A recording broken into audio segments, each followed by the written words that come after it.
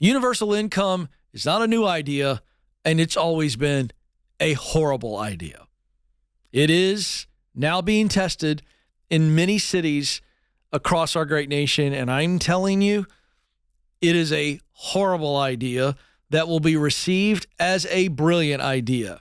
You need to understand it, and then you need to understand why it's a horrible idea. Let's break it down. Now, this is actually happening, and I've got an article here, a USA Today article, and it cites a lady by the name of Laureen Paradella, 46, of Stockton, California. Of course it's in California because that's where all really horrible ideas usually begin in this country.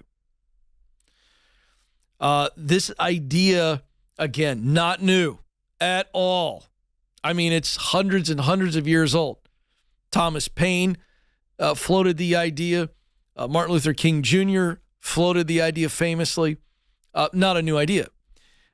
Andrew Yang, who ran for president the last time around as an independent, floated the idea of $1,000 a month for every American. Nonsensical. I won't break that part down. But Stockton, California is now piloting a program where they guaranteed income, giving groups of mostly lower income residents a few $100s to $1,000 monthly. No strings attached for 2 years. Now, no strings attached. No work requirement, no monitoring of the money. Just here is somewhere between a few $100s and $1,000, and you get to spend it however you want. Is anybody starting to have some red flags? And now this is taking shape in Congress, and the way Congress is trying to get at it is through some proposed tax credits or allowances. So they're not calling it income, and the sneakiness ought to freak you out. A tax credit for someone who doesn't have much or any taxable income is not a tax credit, folks. The word allowance is closer to it, but it is universal income. It is a government entitlement. How many of you want to raise entitled kids? I'm waiting. How many of you like working with entitled people? I'm waiting. So entitlements are bad. They're really bad. Proponents of this initiative say that it provides households financial stability during sharp economic swings, alleviates stress, and provides horizons. Now, see, this is all very romantic. Yes, let's give money to those who need it. Sounds beautiful, right? But again, it's universal income. It's an entitlement.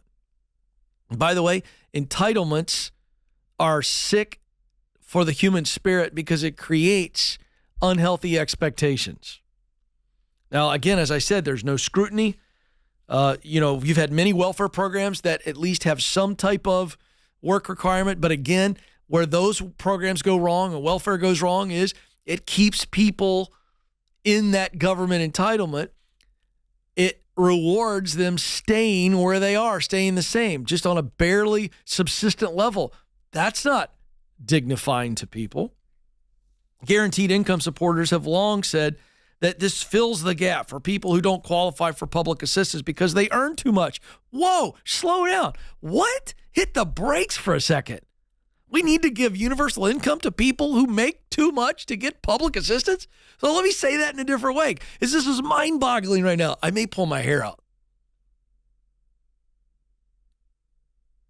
We're going to give universal income to people who make too much to get welfare? At what point, folks, does personal responsibility come into the equation? Well, they've had a tough life and they make too much to get welfare, but they're still scraping by. They're living paycheck to paycheck. Why are they living paycheck to paycheck? We live in a world today in the United States where six-figure earners are living paycheck to paycheck. We got credit card debt at an all-time high. People driving around with $1,200 car payments. Are we supposed to give them universal income? According to the proponents of this, and by the way, they're big-time liberals and progressives that believe in this crap. They want to give someone $1,000 a month just because. It's nonsensical. Critics say, I'm one, that guaranteed income offers a disincentive to work, especially with no strings attached. And it opens the door to the misuse of money. Now, how many of you really believe, even if you're for this? All right, so let me talk to those of you who would be for a universal income. How many of you think that there's a possibility that some would misuse the money?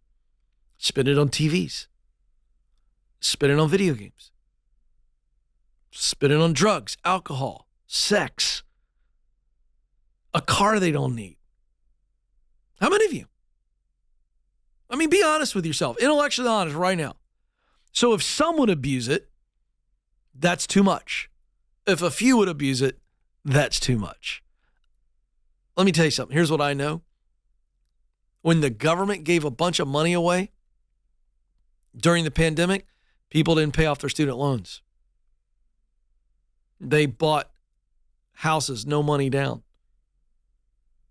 They bought TVs. They kicked the can down the road. That's what the human spirit is susceptible to. Whoo, I got some money I didn't work for. This is free money. You know what? Let me go buy something that I deserve. That's what we do. And if you don't think that's true, you're lying to yourself. So now Congress is, as I said, kicking around ideas that provide some form of recurring guaranteed income. And here's why it's dangerous. You will have people who, instead of relying on themselves to pick themselves up to make a better life, they will rely on government benefits and thus settle for a life that they don't long to live. It will decay the soul of the American people, and it will crush our economy. And it will usher in socialism, at best, communism at worst. Go do your homework. When the government becomes the number one provider for the people's needs, it leads to dictatorship, and it's coming. And we have a lot of young people who think socialism is fair, and they don't realize that socialism is not fair. It robs the human of their spirit to provide, to be free. And it breaks humans, societies down to their base level, where no one's free. Everyone just needs a handout, relying on someone else instead of relying on God and relying on ourselves. Wake up, America. This is going to be shoved down your throat, and you, the people, can stop it with your vote.